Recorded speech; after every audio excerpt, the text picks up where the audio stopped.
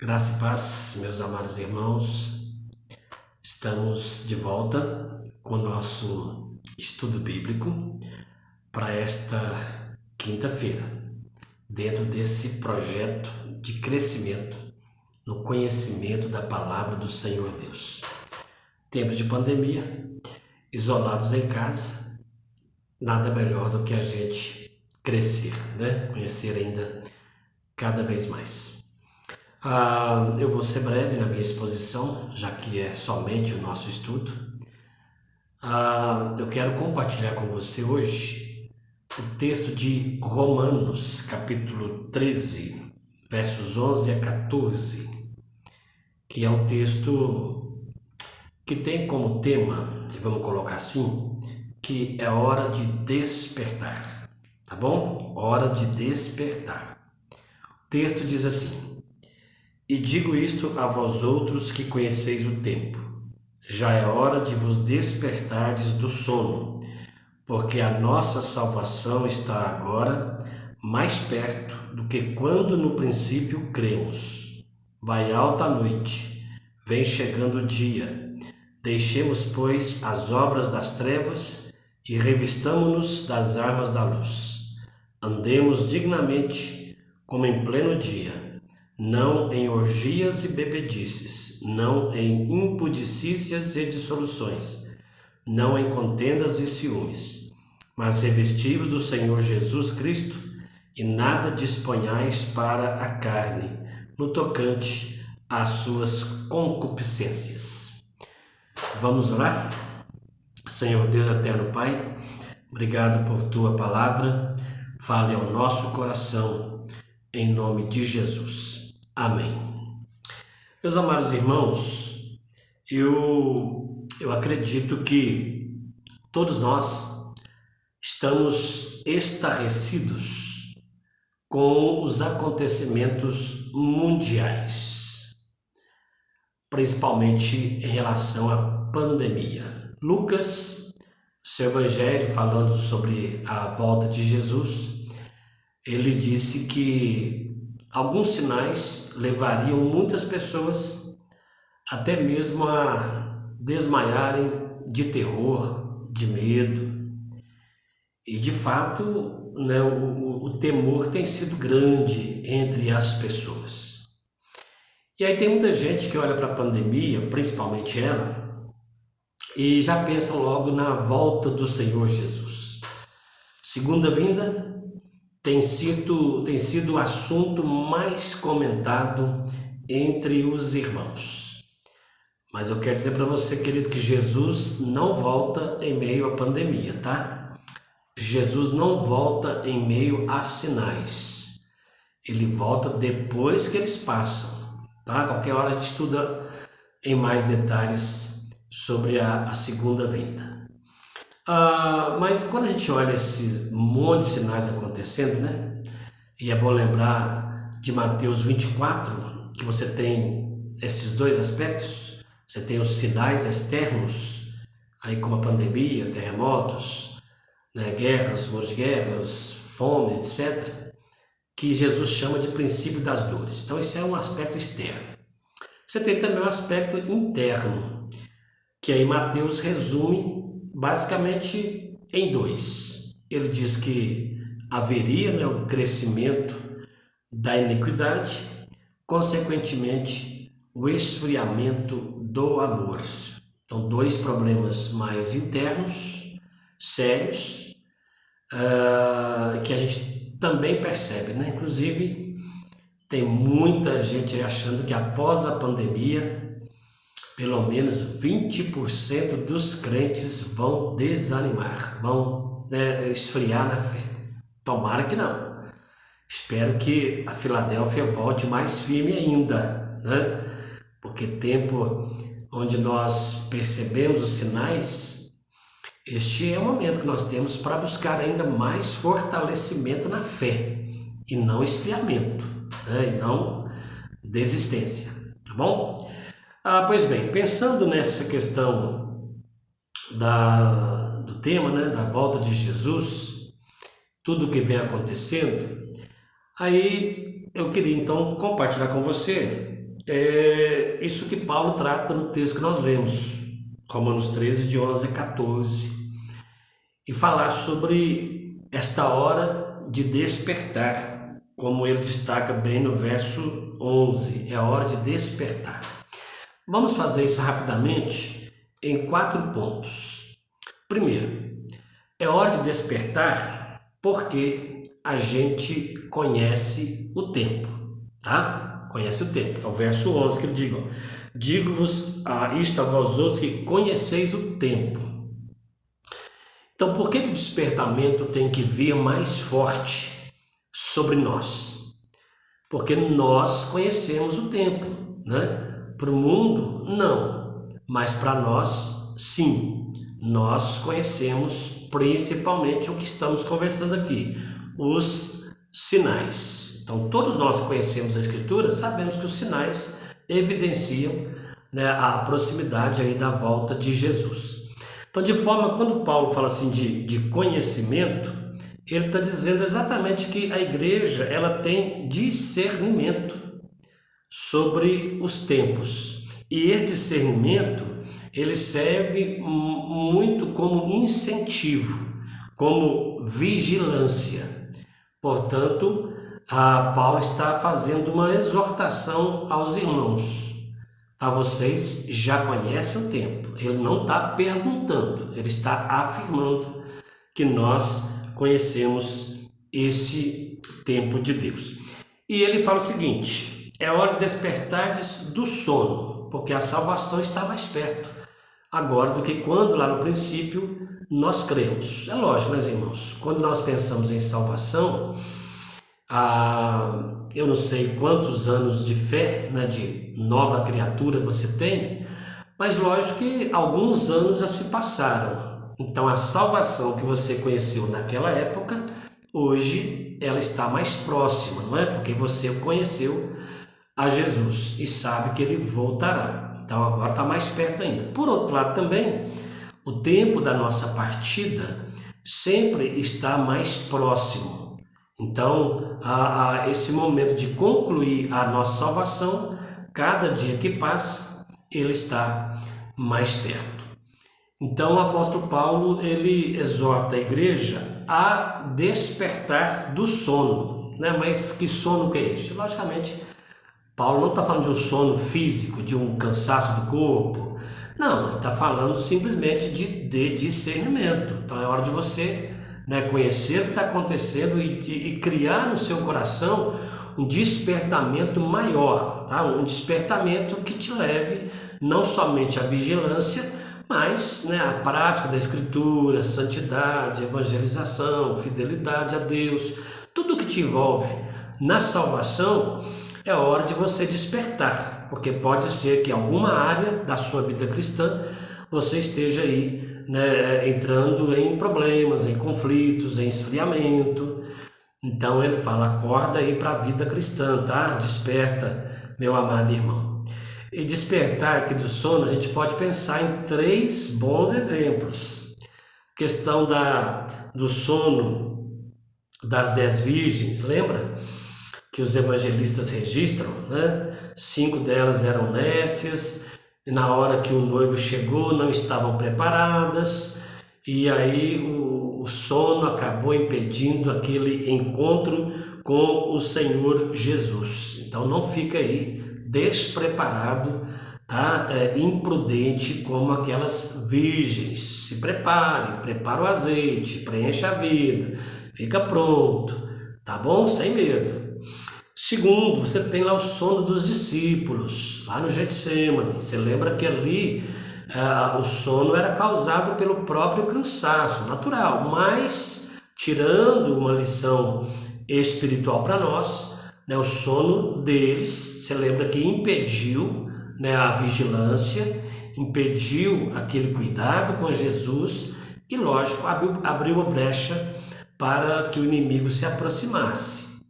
E você tem também, eu gosto de lembrar aqui, o sono de Elias, profeta Elias, lá na caverna, dormiu, medroso, depressivo, né, pedindo a morte, e aí Deus tem que falar com ele, acordar, alimentar, despertar, recolocar no caminho, reanimar, para que ele pudesse então sentir-se despertado daquele sono mortal, tá? Porque ele queria de fato morrer. Estava muito depressivo, estava muito angustiado, muito triste. E aí Deus trabalha com ele. Então, meu amado irmão, alguma área que você esteja percebendo assim, uma dormência, uma imprudência, tá, um esquecimento. Então, quem sabe hoje é hora de despertar, porque você conhece os tempos, tá bom? Lembra disso, do que Paulo está afirmando. Você conhece os tempos, e por você conhecer, então é tempo de despertar. Então, desperta, meu irmão. Segundo, ele vai dizer também que por causa dessa hora de despertar, é tempo de nós nos revestirmos das armas da luz. Lá no verso 12, ó, vai alta a noite, vem chegando o dia, deixemos as obras das trevas, revistamo-nos das armas da luz. Interessante que Paulo ele faz uma metáfora aqui, né? Usa uma figura e ele fala trevas e noite, dia e luz. Trevas e noite, nesse contexto, são figuras de um tempo presente e um tempo difícil, muito difícil. Talvez hoje, espiritualmente, nós podemos dizer que é um tempo de trevas, é um tempo de noite, é um tempo difícil para nós. Agora, esse tempo de trevas e noite, Paulo diz que ele vai avançando. Ele vai se encerrando, vai chegando ao fim.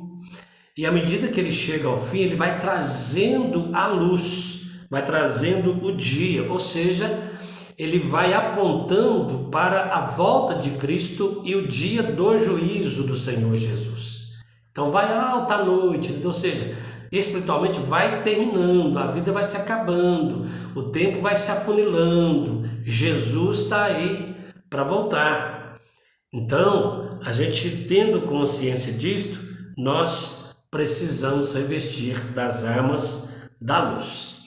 Agora, interessante, querido, que lá no original, quando Paulo vai dizer sobre essa proximidade, né, vem chegando o dia, esse dia que é a volta de Cristo, isso tem um caráter de referência, tá? E não de iminência.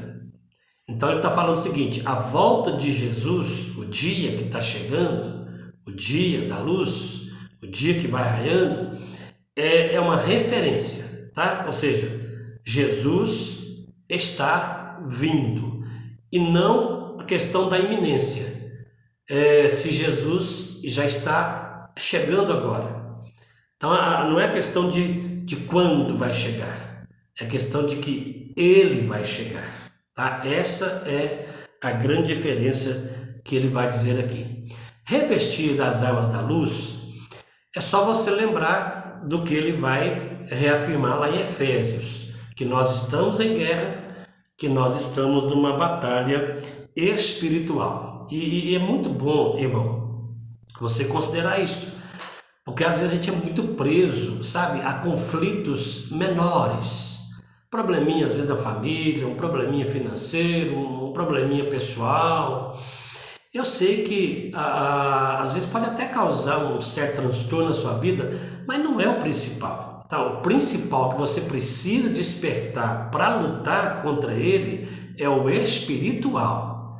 Esses conflitos menores de família, igreja, isso é natural, nós somos seres humanos, né? Nós somos às vezes naturalmente conflituosos, mas também sabemos perdoar, sabemos amar, sabemos relevar. Então, de uma certa forma, a gente consegue corrigir conflitos, mas o espiritual é o perigoso, porque é aquilo que você não vê, né? Mas está aí próximo de você todos os dias. Então, da mesma forma que o inimigo tem as suas armas, os seus dardos inflamados, você precisa estar revestido das armas da luz. Então, o que Paulo está dizendo? À medida que você percebe, tem discernimento com os sinais que estão acontecendo, né, tendo como referência a volta de Cristo, então você precisa despertar para se armar, entendeu? Da luz, daquilo que a Escritura oferece para você, oferece para nós. Então sempre é bom, nunca é tarde lembrar de Gálatas, capítulo 5, onde Paulo também orienta a você ter discernimento das obras da carne, abandoná-las e se revestir do fruto do Espírito. E aí ele dá a dica. Para isso você tem que andar no Espírito, ser guiado pelo Espírito e viver no Espírito Santo, logicamente. Então isso é uma forma de você se revestir das armas da luz, tá? Se preparar, porque os dias eles vão trazendo, né, aí a volta de Jesus e a gente precisa estar bem, né, bem mesmo, bem preparados, prudentes, vigilantes, prontos. Então pense com carinho, tá bom? Despertar aí para esse revestimento das armas da luz. O terceiro, ele fala que nessa hora de despertar é importante para a gente ter consciência do nosso andar dignamente. Ele fala, andemos dignamente, como em pleno dia, não em orgias, bebedices e tudo que ele afirma ali. Então observe, queridos, se nós estamos falando do raiar desse dia, tendo como a volta de Jesus, tendo como referência, então eu preciso andar não apenas com as armas da luz, mas eu preciso andar na luz, andar no dia, tá? Andar dentro desse contexto de preparação para a volta de Jesus. No original, a ideia é de você andar decentemente, andar com respeito, andar dentro de um esquema, de um projeto, de um propósito, dentro de uma mente esclarecida com respeito, por exemplo, ao pecado, com respeito à santidade, com respeito ao testemunho, com respeito ao evangelismo, sendo de verdade um autêntico cristão. Isso que o mundo precisa ver. E assim que nós precisamos andar como verdadeiros cristãos, querido, porque não somos das trevas, não somos da noite, somos do dia, tá? Tanto estamos vivendo aí o preparo para a volta de Jesus, quanto também a gente prega sobre isso, tá bom? Paulo, você vê que ele classifica ali, né, o pecado em orgias, bebedices, impudicícias, dissoluções, contendas, ciúmes, tudo isso, queridos, são práticas pecaminosas, tá? Que leva o homem a ser escravo, né, do pecado, a ser viciado nesse pecado que ele trata aí, tá? São atos imorais, geralmente são atos imorais, promovidos pelo álcool, né? pelas drogas, pela imoralidade e, infelizmente, né, são assim atos que não tem limite, né? Infelizmente não tem limite, por isso que chama de orgias, bebedices, soluções, porque é algo que extrapola o limite, né, do próprio respeito, do próprio pensamento nosso. E tratando-se de sociedade, né, uma sociedade que não adota a Escritura como uma regra de fé e prática, então para ela não tem limite, né? Então nós entramos naquilo que falamos sempre, né, que é o famoso relativismo, né? Cada um tem a sua verdade, defende a sua verdade, vive a sua verdade, nega valores absolutos, e aí não tem como, né, você sequer argumentar com tais pessoas. Mas o que Paulo está dizendo, querido, Paulo não está trazendo a mensagem para essas pessoas, tá? Ele não está preocupado com esse mundo que anda em bebedices, essas coisas ali. Paulo está dizendo para nós, que temos discernimento, que conhecemos o tempo, que nós não podemos entrar por esse caminho, tá bom? Pelo contrário, andar no dia da luz, andar numa vida extremamente santificada, tá bom? E ele vai dizer mais aqui em quarto lugar, que essa hora de despertar também nos leva a esse revestimento do Senhor Jesus, no verso 14. Então, mais do que as armas da luz, tratada anteriormente, ele vai falar agora de revestir do Senhor Jesus. Por quê? Porque, na verdade, nós estamos mortos para o pecado. Tá? E é bom que entenda isso. O pecado não tem domínio sobre nós. Fomos libertos por Cristo. Por isso, né, em sermos libertos pelo Senhor Jesus, pensando no raiar desse dia escatológico, pensando nesse encontro com o Senhor Jesus, pensando na habitação do Espírito Santo em nossa vida, então nós precisamos de fato desse revestimento maior, que é do próprio Senhor Jesus, da pessoa do Senhor Jesus, não apenas das armas que a Escritura oferece, mas dele mesmo, né? Dele mesmo, como Senhor da nossa vida. E esse revestir-se do Senhor Jesus, ele envolve algumas coisas importantes. Primeiro, ele envolve a identificação com Cristo na morte, principalmente na morte pelo batismo. Então, Cristo morreu naquela cruz, nós morremos com Cristo. Então, quando nós morremos com Cristo, há uma identificação com Ele, ali na cruz, certo? Então, isso é revestir-se de Cristo. Segundo, há uma segurança de pertencimento a Ele. Então, sendo identificados com Ele, fomos selados com o Espírito Santo. E ao sermos selados com o Espírito Santo, a gente então passou a pertencer ao Senhor Jesus. Por isso que Pedro deixa claro, nós somos propriedade exclusiva de Cristo. Uma forma de revestimento, tá? Identificação, pertencimento. Terceiro também envolve aqui uma comunhão permanente, tá? Então o revestir-se do Senhor Jesus envolve uma comunhão permanente com Ele, diária. E essa comunhão, ela vai se expressar então na oração, tá? Na fidelidade, na santidade, na esperança, na comunhão com os irmãos. Então tudo isso traz ao sentido seguro de que nós estamos nos revestindo do Senhor Jesus.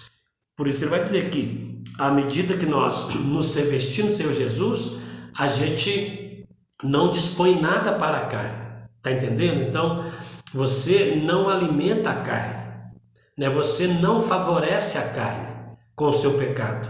Pelo contrário, você vai abandonando o pecado, anulando o pecado e vai mostrando para a carne, né, que ela não tem domínio sobre você.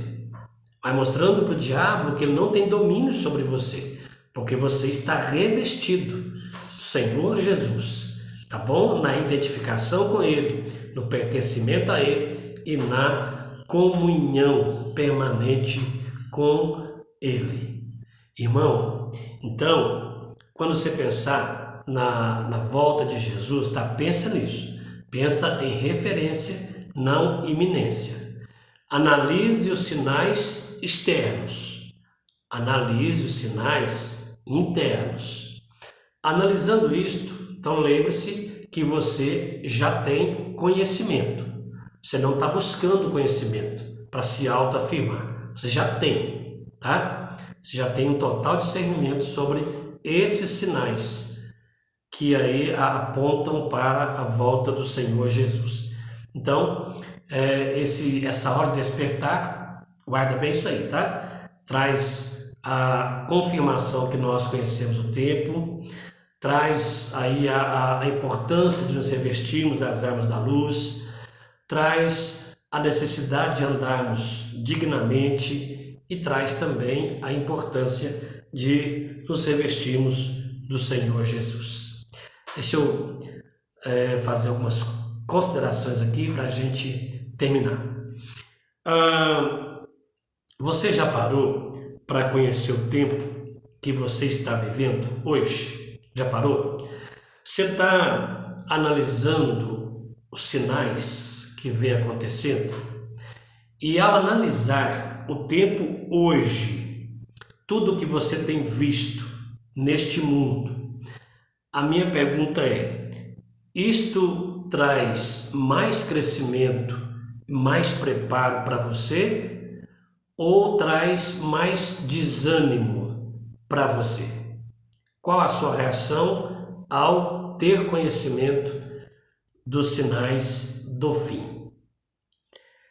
Segundo, lá em 2 Coríntios 6,3, Paulo diz que nesta hora de despertar é importante considerar que o hoje é um tempo muito oportuno para nós. Então o despertamento leva a isso. Hoje é um tempo oportuno. Oportuno para quê? Oportuno para você crescer, oportuno para você orar, oportuno para você abandonar pecados, oportuno para você corrigir falhas, oportuno para você pedir perdão, oportuno para evangelizar. Então hoje é um dia muito importante, muito oportuno para nós, porque nós já estamos sendo despertados por Cristo cada dia mais. Hebreus também 4 diz que é um tempo de não endurecermos o nosso coração dentro daquilo que nós ouvimos, tá? Então, à medida que Deus fala, não endureça o seu coração, pelo contrário, abra o seu coraçãozinho aí para a palavra entrar cada vez mais, tá? E ao entrar, promover a mudança, a transformação que você precisa, tá? Não, às vezes não transformação para a salvação, porque você já é salvo, mas transformar a sua vida aí para a santidade, principalmente. E por último também, Pedro diz que é um tempo de sermos despertados, de que de fato o tempo vai passando, né? E a volta de Jesus vai se aproximando. Então ele fala que é um tempo de lembrança lá para os irmãos da sua segunda carta. Então o tempo de despertar, hora de despertar, querido, é exatamente isso. É para provocar em nós, sabe, uma reação melhor, uma reação mais ativa, tá? Uma reação mais bíblica, dentro daquilo que Deus espera da igreja, espera de mim e de você. Então nada de esfriar no amor, nada de esfriar na fé, nada de deixar o pecado crescer na sua vida, nada de ficar com medo dos sinais e da segunda vinda, nada disso.